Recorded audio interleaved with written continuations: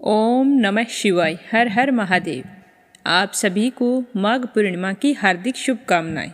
हमारे सनातन धर्म में पूर्णिमा तिथि का विशेष महत्व माना जाता है और माघ के महीने में आने वाली पूर्णिमा तिथि अपने आप में बहुत ही फलदायी और पुण्यदायी होती है, क्योंकि माघ का पूरा महीना भगवान श्री हरि विष्णु को समर्पित है। इस पूर्णिमा को माघी पूर्णिमा के नाम से भी जाना जाता है। इस दिन गंगा स्नान करने का बहुत ही विशेष महत्व होता है। अगर गंगा में जाकर स्नान करना संभव नहीं है तो घर पर ही स्नान करने के पानी में थोड़ा सा गंगा जल मिलाएं और स्नान करें। गंगा स्नान करने से समस्त पापों से मुक्ति मिल जाती है और माघी पूर्णिमा पर दान पुण्य का भी विशेष महत्व माना जाता है। इसके साथ साथ इस दिन व्रत रखने से व्यक्ति के समस्त कष्ट दूर होकर सारी मनोकामनाएं पूर्ण होती है और घर में सुख समृद्धि का वास होता है। पूर्णिमा के दिन व्रत रखें तो शाम को चंद्रमा उदय होने पर चंद्रमा को अर्घ्य देने के बाद ही व्रत का पारण करना चाहिए। तो आज अपने इस पावन अवसर पर सुनते हैं श्री सत्यनारायण भगवान की कथा। तो इस कथा को सारे विष्णु भक्त श्रद्धापूर्वक सुने। कथा सुनते समय मन प्रसन्न और एकाग्र रखें। यहाँ वहाँ के विचार अपने मन में ना आने दें और मन ही मन विष्णु जी और लक्ष्मी माता का स्मरण करते रहें। अगर आप चैनल पर नए हैं तो मीरा भक्ति स्टोरी चैनल को सब्सक्राइब करके इस कथा को ज़्यादा से ज़्यादा विष्णु भक्तों में शेयर करें, ताकि आप भी भगवान श्री हरि विष्णु की कृपा का पात्र बन सकें। प्रेम से बोलो गणेश जी महाराज की जय हो। एक बार देवताओं के कोषाध्यक्ष कुबेर जी को अपने धन वैभव पर बहुत ही अहंकार हो गया था। उन्होंने अपना धन वैभव दिखाने के लिए भगवान शिव और मां पार्वती को भोजन पर आमंत्रित करने का निश्चय किया। जब वो भगवान शिव के पास पहुंचे तो भगवान शिव तो अंतर्यामी है, वे कुबेर के अहंकार के बारे में जान गए। भगवान शिव कहने लगे कि कुबेर, हम दोनों तो नहीं आ पाएंगे, लेकिन गणेश आ जाएगा। गणेश जी भी समझ गए कि पिताजी मुझसे क्या करवाना चाहते हैं। तो गणेश जी सही समय पर कुबेर के निवास पर पहुंच गए। कुबेर जी ने गणेश जी को अपना धन वैभव दिखाने के लिए बहुत प्रसन्न होकर सोने चांदी के बर्तनों में भोजन परोसा और बड़े ही खुश होकर पास में बैठ गए कि अब गणेश से मुख से मेरी खूब तारीफ सुनूंगा। लेकिन कुबेर की खुशी कहाँ टिकने वाली थी, क्योंकि गणेश जी ने भोजन की तारीफ तो की, लेकिन बार बार भोजन मांगते रहे। गणेश जी ने थोड़े ही समय में कुबेर की रसोई में बना हुआ सारा भोजन समाप्त कर दिया, पर गणेश जी कह रहे थे कि मेरा पेट तो अब भी नहीं भरा है, कृपया करके आप मेरे लिए भोजन और मंगवाइए। अब कुबेर कहाँ से मंगवाए? गणेश जी ने तो सारा भोजन समाप्त करवा दिया था। तो कुबेर वहाँ पर चुपचाप बैठे रहे।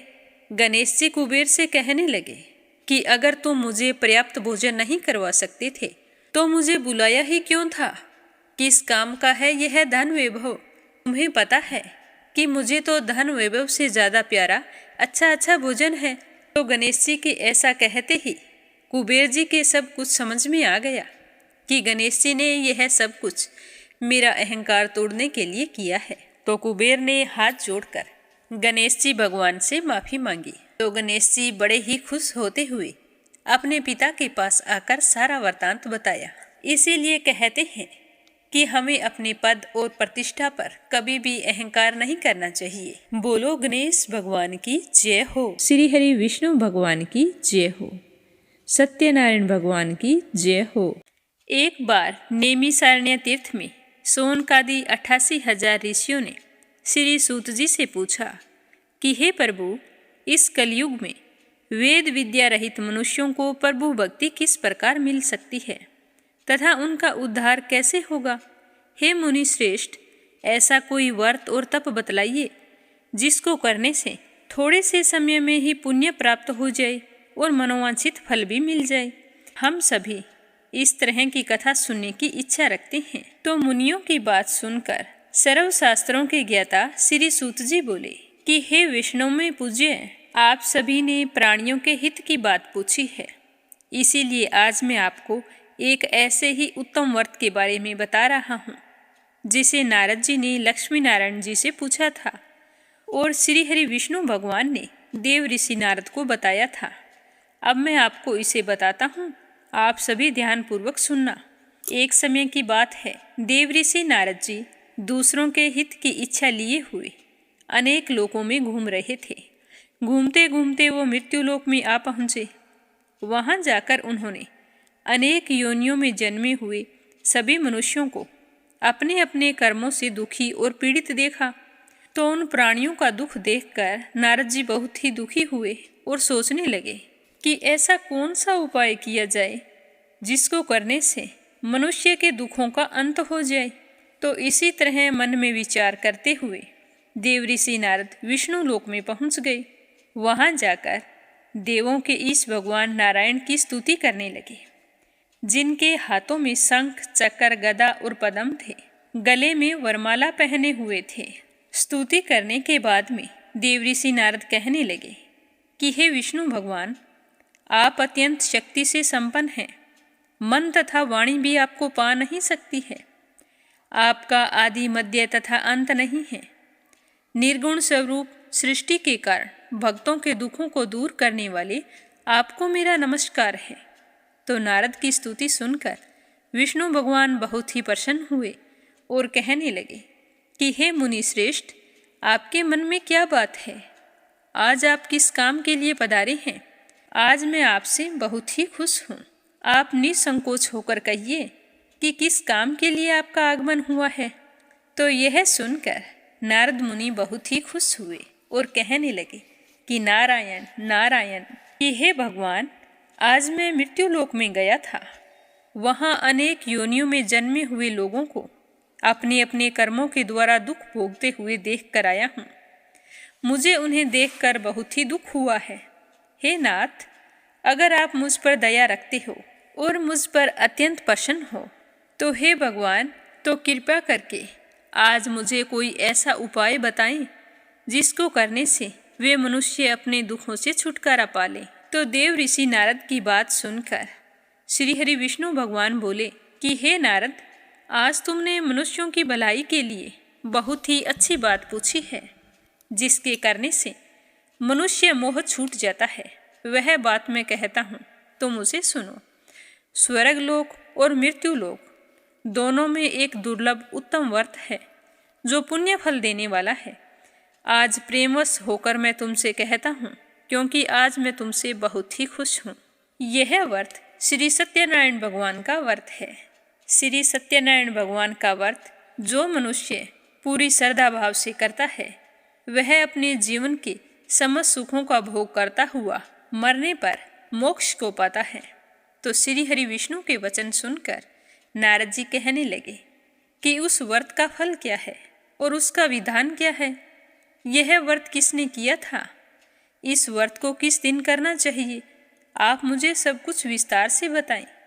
तो नारद जी की बात सुनकर श्री हरि विष्णु भगवान कहने लगे कि दुख व शोक को दूर करने वाला यह व्रत सभी स्थानों पर विजय दिलाने वाला होता है।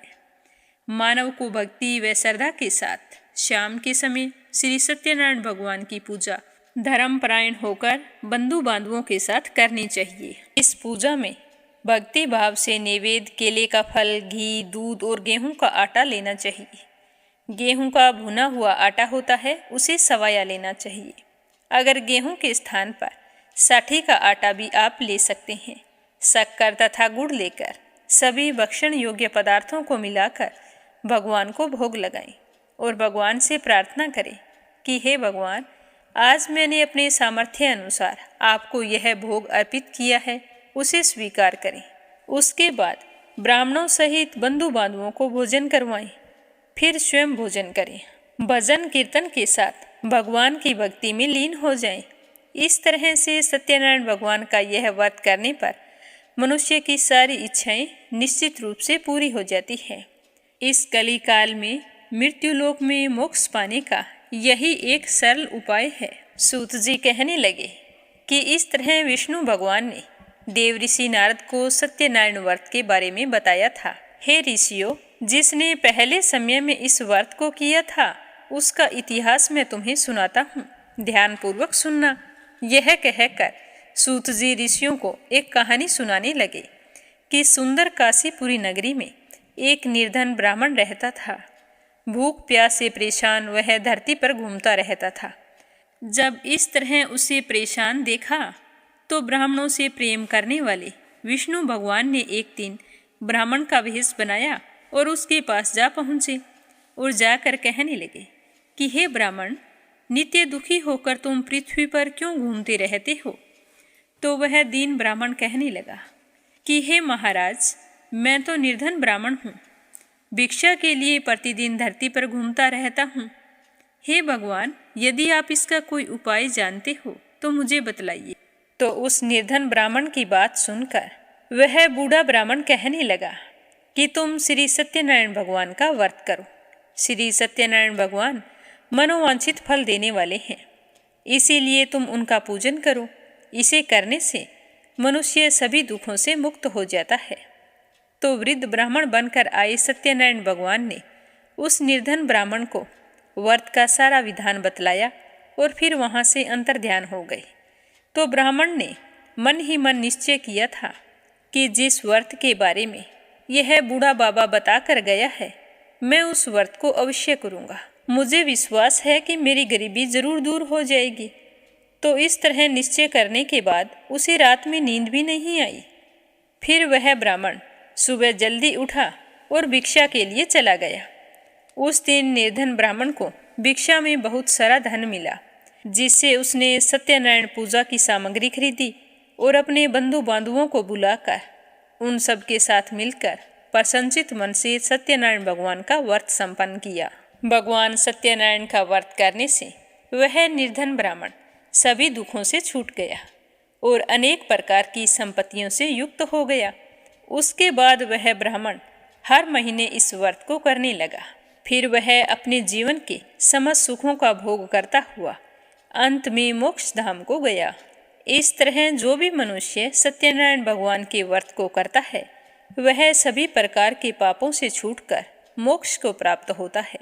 फिर सूत जी कहने लगे कि इस तरह से नारद जी से नारायण जी का कहा हुआ श्री सत्यनारायण व्रत मैंने तुमसे कहा है। हे विप्रो, अब मैं तुम्हें और क्या कहूँ?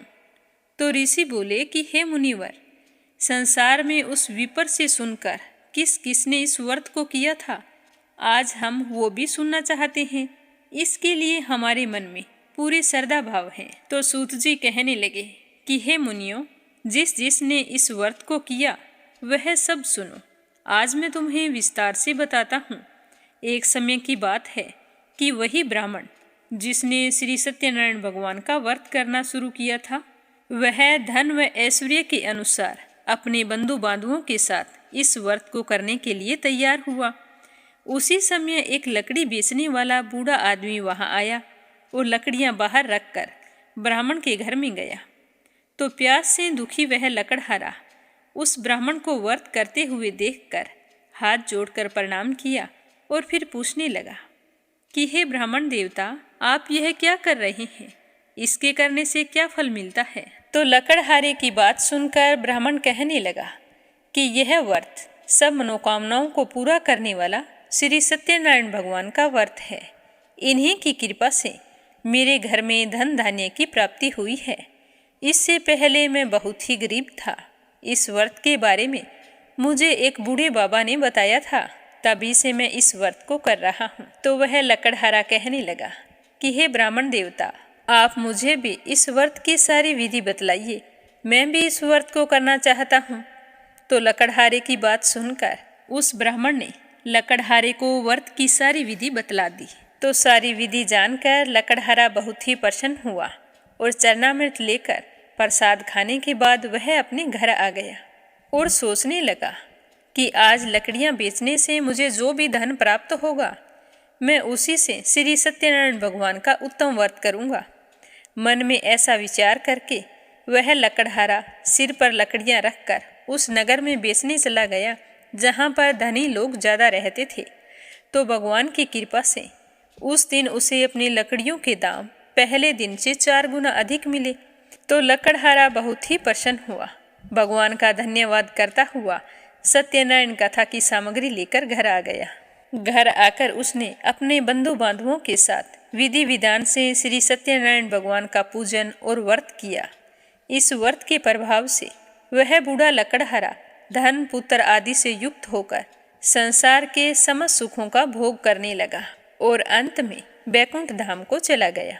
फिर सूत जी कहने लगे कि हे श्रेष्ठ मुनियों, अब मैं आगे की कथा कहता हूँ। पहले के समय में उल्कामुख नाम का एक बुद्धिमान राजा रहा करता था। वह सत्यवक्ता और जितेंद्रिय था। प्रतिदिन देव स्थानों पर जाता और निर्धनों को धन देकर उनके कष्ट दूर करता था। उनकी पत्नी कमल के समान मुख वाली तथा सती साध्वी थी। भद्रशिला नदी के तट पर उन दोनों ने श्री सत्यनारायण भगवान का व्रत किया। उसी समय साधु नाम का एक वेश्या वहां आया। उसके पास व्यापार करने के लिए बहुत सारा धन भी था। राजा को व्रत करते हुए देखकर वह विनय के साथ पूछने लगा कि हे राजन, भक्ति भाव से पूर्ण होकर आप यह क्या कर रहे हैं? मैं भी सुनने की इच्छा रखता हूँ, कृपया करके मुझे बताइए। तो उसकी बात सुनकर राजा कहने लगे कि हे साधु, अपने बंधु बांधवों के साथ पुत्र आदि की प्राप्ति के लिए महाशक्तिवान श्री सत्यनारायण भगवान का व्रत और पूजन कर रहा हूँ। तो राजा के वचन सुनकर साधु ने आदर से कहा कि हे राजन, मुझे इस व्रत का सारा विधान बतलाइए। आपके कहे अनुसार मैं भी इस व्रत को करना चाहता हूँ, क्योंकि मेरे संतान नहीं है और मुझे विश्वास है कि इस व्रत को करने से अवश्य मुझे संतान की प्राप्ति होगी। तो राजा से वह व्रत की सारी विधि जानकर व्यापार पर चला गया। व्यापार से निवृत्त होकर फिर अपने घर आ गया। घर आकर उसने अपनी पत्नी को संतान देने वाले उत्तम व्रत के बारे में बताया और कहा कि जब मेरी संतान होगी तब मैं भी इस व्रत को किया करूँगा। तो साधु ने इस तरह के वचन अपनी पत्नी लीलावती से कहे थे।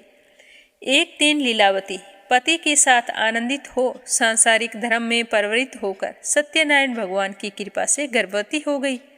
10वें महीने उसने बहुत ही सुंदर कन्या को जन्म दिया। वह कन्या ऐसे बढ़ने लगी जैसे शुक्ल पक्ष का चंद्रमा बढ़ता है। माता पिता ने अपनी कन्या का नाम कलावती रखा। एक दिन लीलावती ने मीठे शब्दों में अपने पति को याद दिलाया कि आपने सत्यनारायण भगवान के जिस व्रत को करने का संकल्प लिया था उसे करने का समय आ गया है। आप इस व्रत को करिए। तो वह साधु कहने लगा कि हे प्रिय, इस व्रत को मैं उसके विवाह पर करूँगा। इस प्रकार अपनी पत्नी को आश्वासन देकर वह नगर को चला गया। कलावती पिता के घर में रहकर दिनों दिन बड़ी होने लगी। साधु ने जब एक बार नगर में अपनी कन्या को सखियों के साथ खेलते हुए देखा तो तुरंत ही दूत को बुलाकर कहा कि मेरी कन्या विवाह के योग्य हो गई है। अब तुम जैसी सुंदर मेरी कन्या है वैसा ही सुंदर योग्य वर उसके लिए तलाश कर लाओ। तो साधु की बात सुनकर दूत कंचन नगर में जा पहुंचा। वहां देखभाल करके एक सुयोग्य वाणिक पुत्र को ले आया। सुयोग्य लड़के को देखकर साधु भी बहुत खुश हुआ। उसने अपने बंधु बांधवों को बुलाकर शुभ मुहूर्त देखकर अपनी पुत्री का विवाह कर दिया। लेकिन दुर्भाग्य की बात ये थी कि साधु ने अब भी श्री सत्यनारायण भगवान का व्रत नहीं किया। तो भगवान श्री सत्यनारायण उस पर क्रोधित हो गई और श्राप दे दिया कि हे साधु, तुझे दारुण दुख प्राप्त हो। साधु इस श्राप से अनजान था। वह अपने कार्य में कुशल था। तो वह अपने जमाई को लेकर समुंदर के पार स्थित दूसरे नगर में चला गया। वहां जाकर ससुर जवाई दोनों मिलकर चंद्रकेतु राजा के नगर में व्यापार करने लगे। एक दिन भगवान सत्यनारायण की माया से एक चोर राजा का धन चुराकर भागा जा रहा था। उसने राजा के सिपाहियों को अपना पीछा करते हुए देखा तो वह डर गया और उसने जो चुराया हुआ धन था उसे वहां छुपा दिया जहां साधु अपने जवाई के साथ ठहरा हुआ था और खुद वहां से भाग गया। राजा के सिपाही जब वहां पहुंचे और ससुर जवाई के पास वो धन पड़ा हुआ देखा तो उन्होंने समझा कि यह धन इन्हीं ने चुराया है। तो दोनों ससुर जवाई को बांधकर राजा के पास ले आए और खुश होकर कहने लगे कि राजन, हम 2 चोर पकड़ कर लाए हैं। अब आगे क्या करना है आदेश कीजिए। तो राजा ने कहा कि उन दोनों को कठिन कारावास में डाल दो और उनके पास जो धन है वो सारा छीन लो। तो श्री सत्यनारायण भगवान के श्राप से उन दोनों ससुर जवाई को जेल खाने में डाल दिया। अब दोनों बहुत ही दुखी थे, सोच रहे थे कि हमने ऐसे कौन से कर्म किए थे जिसकी वजह से आज हमें यह सब कुछ भुगतना पड़ रहा है। उधर साधु के घर पर साधु की पत्नी भी बड़ी दुखी हुई, क्योंकि घर में जो धन रखा था उसे चोर चुरा कर ले गई। शारीरिक तथा मानसिक पीड़ा व भूख प्यास से बेहाल अन्न की चिंता में एक दिन कलावती एक ब्राह्मण के घर गई। वहां उसने श्री सत्यनारायण भगवान का व्रत होते हुए देखा, तो वहीं पर बैठ गई, कथा सुनी और प्रसाद ग्रहण करके रात को घर आई। तो उसकी माँ पीछे चिंतित हो गई कि आज पता नहीं कलावती कहाँ चली गई। तो जब वो घर आई तो उससे पूछा कि हे पुत्री, तुम अब तक कहाँ थी, तेरे मन में क्या है? तो कलावती ने कहा कि हे माता, मेरे मन में कुछ भी नहीं है। मैं तो एक ब्राह्मण के घर गई थी, वहाँ श्री सत्यनारायण भगवान की कथा हो रही थी। उनके घर में सत्यनारायण भगवान का व्रत रखा गया था, तो मैं तो वहीं पर बैठकर कथा सुनने लगी। कथा समाप्त होते ही प्रसाद लेकर सीधे घर आई हूँ। तो कन्या के वचन सुनते ही लीलावती को उसी समय याद आ गया कि उसके पति ने श्री सत्यनारायण भगवान के व्रत का संकल्प किया था और आज तक उस व्रत को नहीं किया है। मुझे लगता है कि यह सब कुछ हमें सत्यनारायण भगवान का दोष लगा है। तो वह उसी समय भगवान के पूजन की तैयारी करने लगी। लीलावती ने अपने परिवार व बंधुओं सहित सत्यनारायण भगवान का पूजन किया और कहा कि हे भगवान, हमारी गलती क्षमा करो। मेरे पति आपके व्रत का संकल्प करके व्रत को करना भूल गए हैं, इसीलिए जाने अनजाने हमसे जो भी भूल हो गई है उन्हें क्षमा करो और वर दो कि मेरे पति और मेरा जवाई शीघ्र ही घर आ जाए। आज से मैं हर महीने आपका व्रत किया करूंगी। तो श्री सत्यनारायण भगवान लीलावती के दीन वचन सुनकर संतुष्ट हो गए और राजा चंद्रकेतु को सपने में दर्शन देकर कहा कि हे राजन, तुम उन दोनों विषयों को छोड़ दो और तुमने उनका जो भी धन लिया है उसे वापस कर दो। अगर तुमने ऐसा नहीं किया तो मैं तुम्हारा धन, राज्य और संतान सब कुछ नष्ट कर दूंगा। तो राजा को यह कहकर भगवान अंतर्ध्यान हो गए। सुबह होते ही राजा को अपने सपने के बारे में याद आई, तो उन्होंने सभा में जाकर अपना सपना सुनाया और फिर कहा कि दोनों वाणिक पुत्रों को कैद से मुक्त करके मेरे पास लाओ। तो राजा की आज्ञा पाकर उन दोनों को सभा में लाया गया। तो दोनों ने आते ही बड़े ही प्रेम पूर्वक राजा को प्रणाम किया। तो राजा भी बड़ी मीठी वाणी में बोला कि हे महानुभावों, भाग्यवश ऐसा कठिन दुख तुम्हें प्राप्त हुआ है, लेकिन अब तुम्हें कोई भय नहीं है। ऐसा कहकर राजा ने उन दोनों को नए नए वस्त्र आभूषण पहनाए और उनसे जितना धन लिया था उससे दुगना धन वापस देकर उन दोनों को कैद से मुक्त कर दिया। तो दोनों ससुर जवाई बहुत ही खुश हुए और अपने घर की ओर चल पड़े। साधु वेश्या ने मंगलाचार करके अपनी यात्रा आरंभ की और अपने नगर की ओर चल दिए। जब वो थोड़ी ही दूर पहुँचे तो श्री सत्यनारायण भगवान भेष बदलकर उनके सामने आ गई और कहने लगे कि हे साधु, तेरी नाव में क्या है? तो यह सुनकर साधु वेश्या अभिमानवश कहने लगा कि हे दंडी, आप क्यों पूछ रहे हो? क्या आपकी धन लेने की इच्छा है? मेरी तो नाव में बेल और पत्ते भरे हुए हैं।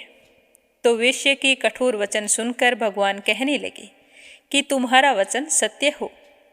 तो भगवान ऐसे वचन कहकर वहाँ से दूर चले गए और थोड़ी ही दूर जाकर समुद्र के किनारे बैठ गए। दंडी के भेष में आए भगवान के चले जाने के बाद में साधु वेश्या ने नित्य क्रिया करने के पश्चात जब अपनी नाव की तरफ देखा तो नाव तो ऊंचे उठी हुई थी, तो उसे बड़ी ही हैरानी हुई। सोचने लगा कि नाव इतनी हल्की कैसे हो गई। जल्दी से नाव के पास आकर देखा तो नाव में तो सचमुच बेल और पत्ते भरे हुए थे, तो वह तो मूर्छित होकर जमीन पर गिर गया। थोड़ी देर बाद मूर्छा खुली तो वह अत्यंत शोक प्रकट करने लगा। तब उसका दामाद कहने लगा कि पिताजी, आप शोक ना करें, यह तो दंडी का श्राप है। आपने अभिमानवश उनसे यही कहा था और उन्होंने तुम्हें कहा था कि तुम्हारे वचन सत्य हो।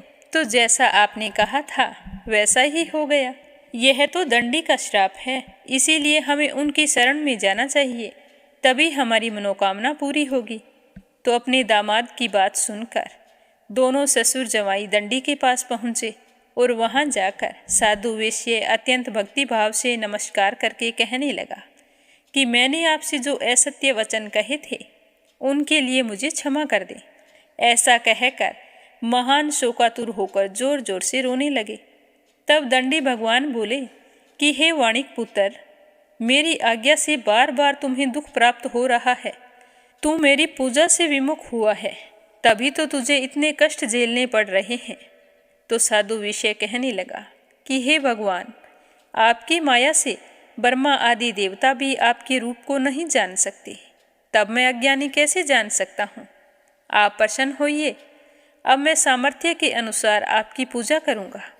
आप मेरी रक्षा करो और पहले के समान मेरी नौका में धन भर दो। तो साधु वेश्य के भक्तिपूर्वक वचन सुनकर भगवान प्रसन्न हुए और उसकी इच्छा अनुसार वरदान देकर अंतर्ध्यान हो गए।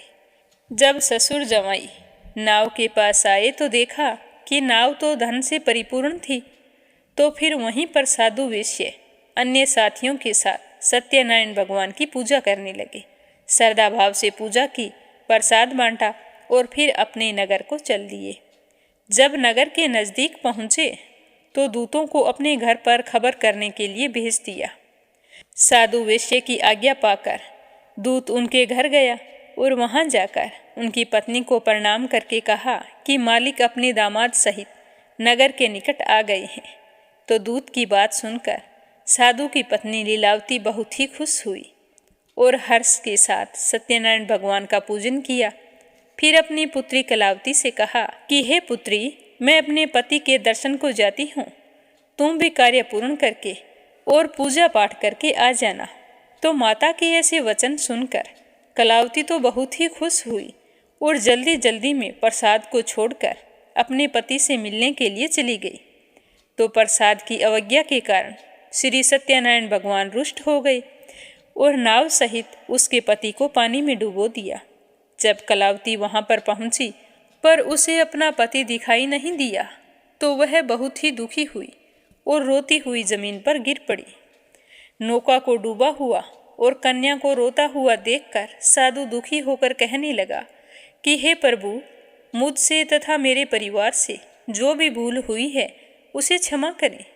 तो साधु के दीन वचन सुनकर श्री सत्यनारायण भगवान प्रसन्न हो गए और उसी समय आकाशवाणी हुई कि हे साधु, तेरी कन्या मेरे प्रसाद को छोड़कर आई है, इसीलिए उसका पति अदृश्य हुआ है। यदि वह घर जाकर प्रसाद खाकर लौटती है तो इसे इसका पति अवश्य मिलेगा। ऐसी आकाशवाणी सुनकर कलावती घर पहुंचकर प्रसाद ग्रहण करती है और फिर वापस आकर अपने पति के दर्शन करती है। उसके बाद साधु अपने बंधु बांधुओं सहित श्री सत्यनारायण भगवान का विधि विधान से पूजन करता है और हर महीने श्री सत्यनारायण भगवान का व्रत रखने लगता है। तो इस व्रत के प्रभाव से इस लोक के समस्त सुखों का भोग करता हुआ अंत में स्वर्ग लोक को जाता है। बोलो श्री सत्यनारायण भगवान की जय हो। बोलो विष्णु भगवान की जय हो। फिर सूत जी कहने लगे कि हे ऋषियों, मैं एक और भी कथा तुम्हें सुनाता हूँ, उसे भी ध्यान पूर्वक सुनना। प्रजा पालन में लीन तुंग ध्वज नाम का एक राजा था। उसने भी भगवान का प्रसाद त्याग कर बहुत ही दुख पाया था। एक बार वह वन में गया था। वन्य पशुओं को मारकर विश्राम करने के लिए बड़ के पेड़ के नीचे आया। तब वहां उसने ग्वालों को भक्ति भाव से अपने बंधुओं सहित सत्यनारायण भगवान का पूजन करते हुए देखा। अभिमानवश राजा ने उन्हें देखकर भी अनदेखा कर दिया, पूजा स्थान पर नहीं गया और एक ओर खड़ा रहा। ग्वालों ने श्रद्धा भाव से पूजा पाठ समाप्त की और फिर राजा के पास आई। राजा को प्रणाम करके उन्हें प्रसाद देने लगे तो राजा ने प्रसाद लेने से मना कर दिया। प्रसाद को त्याग कर राजा अपने नगर की ओर लौट आई तो नगर में देखा कि वहाँ सब कुछ नष्ट हो गया है। तो राजा समझ गए कि यह सब कुछ भगवान ने किया है। तो भगवान उसी समय ग्वालों के पास पहुँचे और अपने बर्ताव के लिए माफ़ी मांगी। फिर विधि पूर्वक भगवान की पूजा की और फिर प्रसाद ग्रहण किया। तो भगवान सत्यनारायण की कृपा से सब कुछ पहले जैसा हो गया। फिर राजा दीर्घकाल तक अपने जीवन के समस्त सुखों का भोग करता हुआ मृत्यु उपरांत स्वर्ग लोक को गया। जो भी मनुष्य इस परम दुर्लभ व्रत को करता है तो उसे भगवान सत्यनारायण की अनुकंपा से धन धान्य की प्राप्ति होती है, निर्धन धनी हो जाता है और भय मुक्त होकर जीवन जीता है। संतानहीन मनुष्य को संतान सुख मिलता है और सारे मनोरथ पूर्ण होने पर मानव अंतकाल में वैकुंठ धाम को जाता है।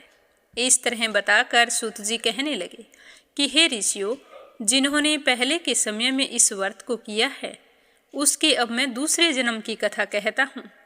वृद्ध स्थानंद ब्राह्मण ने सुदामा का जन्म लेकर मोक्ष को प्राप्त किया। लकड़हारे ने अगले जन्म में निषाद बनकर मोक्ष प्राप्त की। उल्कामुख नाम का राजा दशरथ होकर बैकुंठ को गए। साधु नाम के वेश्य ने मोरध्वज बनकर अपने पुत्र को आरे से चीरकर मोक्ष पाया। महाराज तुंगध्वज ने स्वयंभू होकर भगवान में भक्ति युक्त हो कर्म कर मोक्ष को प्राप्त किया। बोलो श्रीमन नारायण नारायण नारायण, भजमन नारायण नारायण नारायण। प्रेम से बोलो श्री सत्यनारायण भगवान की जय हो। अब अपने सुनेंगे लपसी और तपसी की कहानी, जो हर व्रत कथा के बाद में जरूर सुननी चाहिए। बोलो लपसी तपसी की जय हो। प्राचीन समय की बात है। एक गांव में लपसी और तपसी नाम के दो भाई रहा करते थे। तपसी हमेशा भगवान की सेवा में लीन रहता था, लेकिन लपसी हमेशा सवा सेर लापसी बनाता, भगवान को भोग लगाकर फिर स्वयं भोजन कर लेता। दोनों भाइयों का यही नियम था। एक दिन दोनों भाइयों में बहस छिड़ गई कि कौन बड़ा है। तो लपसी कहने लगा कि मैं बड़ा हूँ, क्योंकि मैं तो लापसी बनाकर भगवान को रोजाना भोग लगाता हूँ। मैं कभी भी भगवान को भूखा नहीं रहने देता। तो तपसी कहने लगा कि मैं बड़ा हूँ, क्योंकि मैं सारा दिन भगवान की तपस्या करता हूँ। तो इस तरह करते करते दोनों जोर जोर से लड़ने लगे। तभी वहाँ से नारद मुनि गुजर रहे थे। उन दोनों को लड़ते हुए देखा तो उनके पास आए और लड़ने का कारण पूछने लगे। तो तपसी कहने लगा कि हे देव ऋषि, आप ही बताइए कि कौन बड़ा है। मैं कहता हूँ कि मैं बड़ा हूँ। लपसी इस बात को मानने के लिए तैयार नहीं है। ये कहता है कि मैं बड़ा हूँ। तो दोनों की बात सुनकर नारद मुनि कहने लगे कि मैं इसका फैसला तो कर दूंगा, लेकिन कल करूँगा। कल सुबह जल्दी आऊँगा और आपको बता दूंगा कि तुम दोनों में से कौन बड़ा है।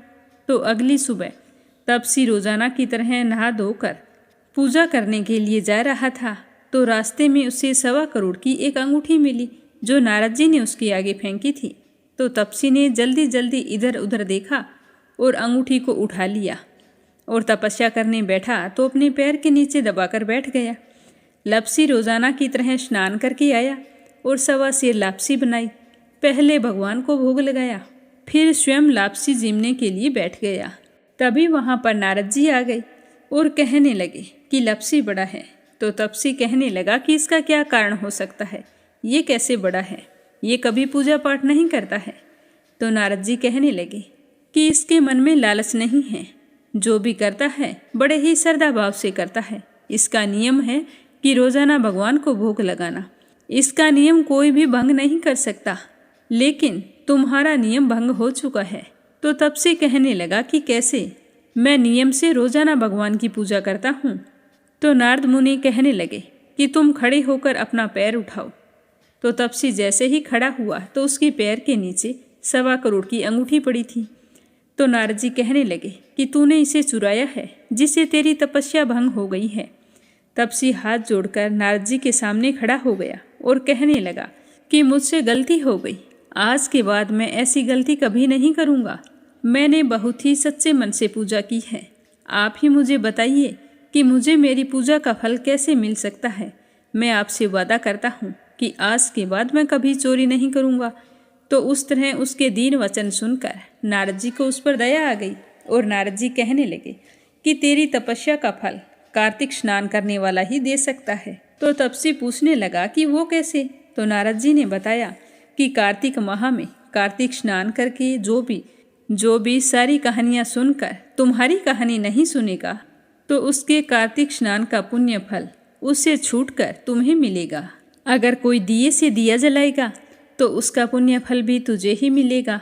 अगर घर की सारी साफ सफाई करके दहलीज की सफाई नहीं करेगा तो उसका पुण्य फल भी तुझे ही मिलेगा। रोटी सारी बना ले लेकिन गाय और कुत्ते की रोटी ना बनाए तो उसका पुण्य फल भी तुझे ही मिलेगा। और घर पर बहन सुवासिनी आने पर उसे सूट साड़ी तीवल जो कुछ भी देते हैं, भेंट स्वरूप अगर कुछ पैसे नहीं देंगे तो उसका पुण्य फल भी तुझे ही मिलेगा। तो इस तरह नारद जी ने तपसी को पुण्य प्राप्ति का मार्ग बताया, जिसे सुनकर तपसी बहुत ही प्रसन्न हुआ और भगवान की पूजा में लीन हो गया।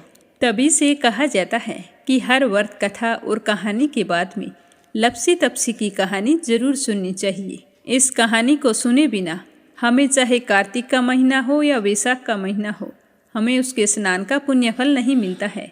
जब कहानी समाप्त हो जाती है तो इस तरह से कहना चाहिए कि लपसी का फल लपसी को मिले, तपसी का फल तपसी को मिले। हमारी कहानी का, हमारे पूजा पाठ और हमारे व्रत का पुण्य फल हमें मिले। बोलो लपसी तपसी की जय हो। कथा सुनकर आपको कैसा लगा कमेंट करके ज़रूर बताना और साथ ही कमेंट बॉक्स में श्री सत्यनारायण भगवान की जय हो, विष्णु भगवान की जय हो ज़रूर लिखना।